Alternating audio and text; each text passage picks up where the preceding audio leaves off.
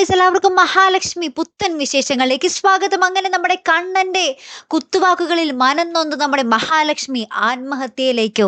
അതേ പ്രേക്ഷകരെ, ഭയങ്കരമായിട്ടുള്ള ഒരു നിമിഷങ്ങൾ തന്നെയാണല്ലേ നമ്മുടെ മഹാലക്ഷ്മിയിൽ ഇപ്പൊ പോയിക്കൊണ്ടിരിക്കുന്നത്. നമുക്ക് ഒട്ടും വിശ്വസിക്കാനാവാത്തൊരു നിമിഷങ്ങൾ തന്നെയാണ്. നമ്മുടെ കണ്ണൻ നമ്മുടെ മഹാലക്ഷ്മി അവിശ്വസിക്കുമെന്ന് നമ്മൾ ഒരിക്കലും വിചാരിച്ചിരുന്നില്ല. അതിന് കൂട്ടായി നമ്മൾ അനന്തവും ലേഖയും ഉണ്ടാവുമെന്ന് പോലും നമ്മൾ കരുതിയിരുന്നില്ല. എന്നാൽ നമ്മുടെ വിശ്വാസങ്ങൾക്കൊക്കെ എതിരായിട്ടാണ് ഇപ്പോൾ നടന്നു പോകുന്നത് അല്ലേ. നമ്മൾ വിചാരിച്ചു സാഗറിന്റെ കള്ളച്ചാതി നമ്മുടെ അനന്തോ ലേഖയോ കണ്ടുപിടിക്കുമായിരിക്കും എന്നായിരുന്നു നമ്മുടെയൊക്കെ ഒരു ധാരണ. പക്ഷേ അതൊക്കെ അപ്പാടെ തെറ്റിച്ച് ഇന്നത്തെ എപ്പിസോഡിൽ നമുക്ക് കാണുവാൻ സാധിക്കുന്നുണ്ട്. നമ്മുടെ മഹാലക്ഷ്മിയെ നമ്മുടെ അനന്തവും ലേഖയും കൂടി വട്ടം ചേർന്ന് ചോദ്യം ചെയ്യുകയും ഉപദ്രവിക്കുകയൊക്കെ ചെയ്യുന്നത്.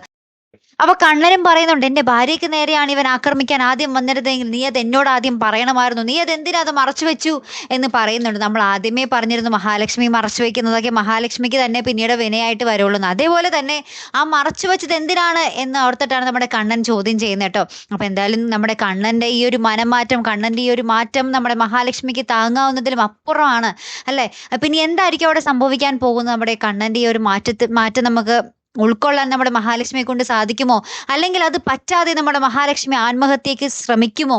അല്ലേ കൂട്ടുകാർ, എന്തായാലും കാത്തിരുന്ന് തന്നെ കാണാം കേട്ടോ. അടുത്തൊരു വീഡിയോയുമായി വരുന്നത് വരയ്ക്കും ഗുഡ് ബൈ.